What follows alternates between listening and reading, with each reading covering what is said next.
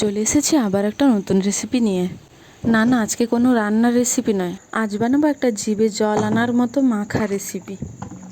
যারা এই টক জাতীয় জিনিস মাখা খেতে ভালোবাসো, আজকে ভিডিওটা তাদের জন্য। আশা করি তাদের খুবই ভালো লাগবে। তো তোমরা দেখতে পেলে আমি গাছ থেকে লেবু পেড়ে নিয়েছি। এই লেবুর নাম কি আমি জানি না, তোমাদের যদি জানা থাকে অবশ্যই কমেন্টে জানাবে। লেবুগুলো ভালো করে পরিষ্কার করে ধুয়ে নিয়েছি, এবার গোল গোল করে কেটে নিচ্ছি। গোল গোল করে কেটে নিয়েছি। এবার দেখো মাঝখানে যেগুলোতে বীজ আছে সেগুলো সব বের করে দিয়েছি।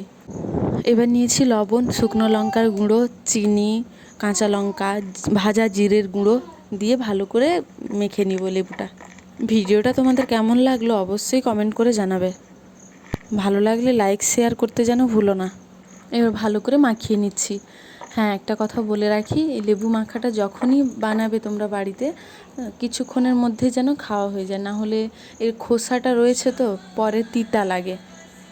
কি দেখে জিভে জল আসছে তো? তাহলে ঝটপট তোমরাও বানিয়ে ফেলো, আর বানিয়ে আগে খেয়েছো কি না আমাকে সেটাও কমেন্টে জানাতে ভুলো না।